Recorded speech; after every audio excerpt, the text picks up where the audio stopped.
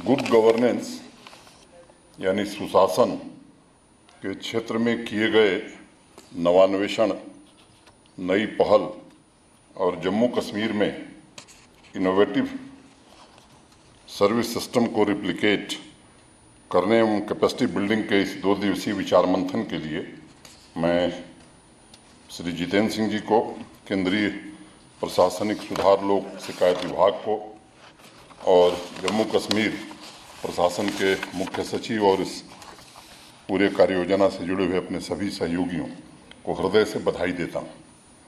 सभी अधिकारियों एवं स्टेक होल्डर्स को कश्मीर घोषणा के जरिए की जा रही पार्टनरशिप तथा ट्रेनिंग प्रोग्राम के लिए शुभकामनाएं भी देता हूँ।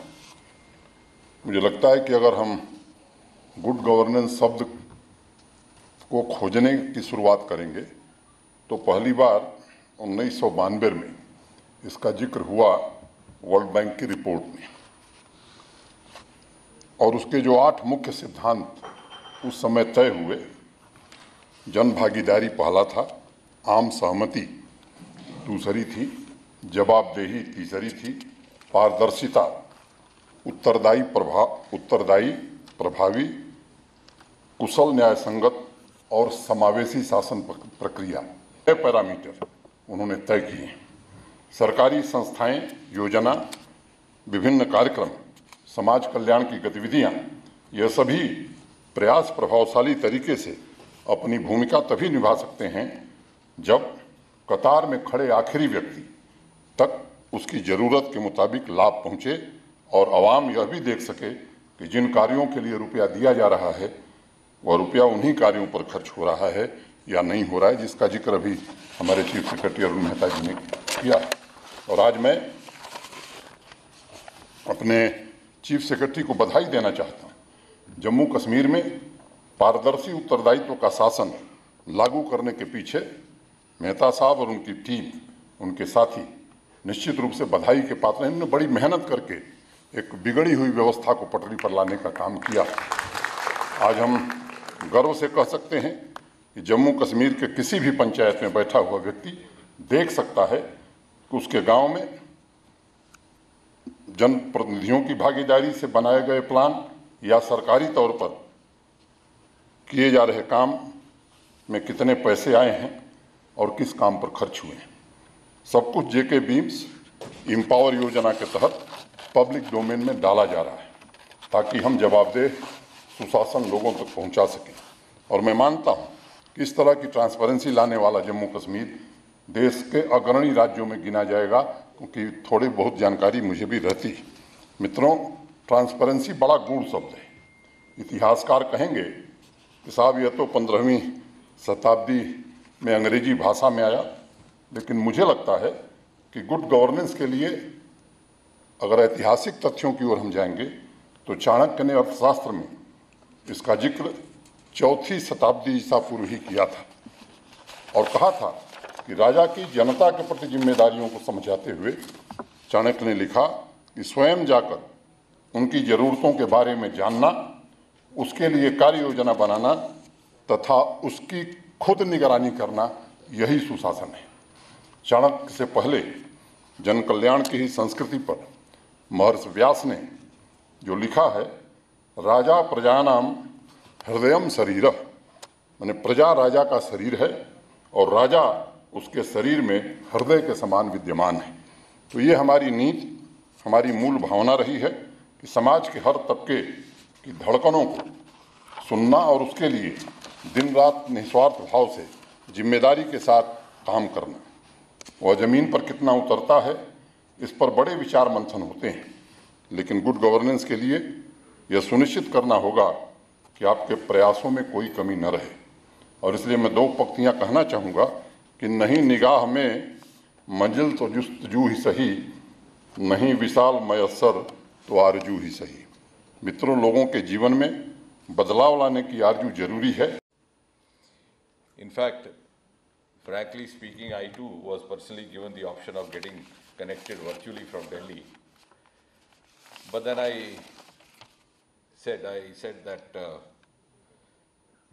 the majesty of Kashmir and the grandeur of Kashmir and the magnificent scenic beauty of Kashmir and the fragrance and flavor of Kashmir, for which it is known as the paradise on earth, can never be actually experienced in true sense through any virtual mode. So I should not lose this opportunity to be here amongst you for this real-time experience, and I'm here, and I'm glad that I could make it.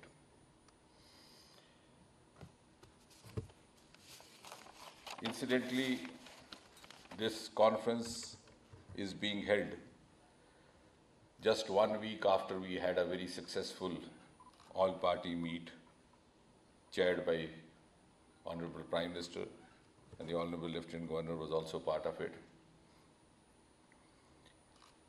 And I'm glad to note that all the representatives and the leaders from across the political sections present there endorsed Honorable Prime Minister's two-pronged thrust for Jammu and Kashmir. A, the strengthening of grassroots democracy, and B, giving impetus to the development. I think we have, to an extent, in letter and spirit, through Srinivasan's organizational skills, try to adopt and follow that spirit by giving the theme of Behtar Nizam-e-Hukumat to this two-day event. And as was being mentioned by the Honorable Lieutenant Governor, the first ever District Development Council elections were held recently. The 73 and the 74 amendment of the Panchayat Act and the Constitution have also been implemented. And therefore, I think this is an appropriate time to actually relook and revisit and to make up for whatever was left undone or half done over the last several decades. I think I hardly need to reiterate that the essence of the Modi government is A, justice for all, B, equitable growth and development for every section and for every region, and C, special focus on far-flung regions, which include Jammu and Kashmir, which include Ladakh, which include the northeastern states, the island territories. And we have, in the last 7 years, followed that approach. We have done that very successfully in Northeast. And today, the Northeast growth model and the Northeast development model is being cited in different parts of the country. And the region which was earlier known for encounters, insurgency, militancy, prolonged road blockades, much, much more intense that you have seen in this place. We would have blockades lasting 6 months. Mr. Bhatnagar was the head of CRP in those days.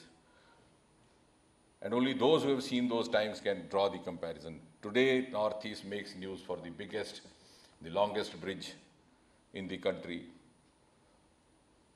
the first ever inland waterways, and a large number of international airports.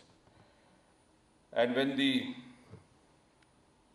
government came in second time, 2019, Prime Minister gave us this mandate that you have now to replicate the same passion and same effort endeavor in Jammu and Kashmir as well. And we have moved without any extraneous considerations. जैसे governor साहब कह रहे थे, the last man in the last queue, अंतिम कतार में खड़ा आखिरी व्यक्ति, the concept of Antyodaya.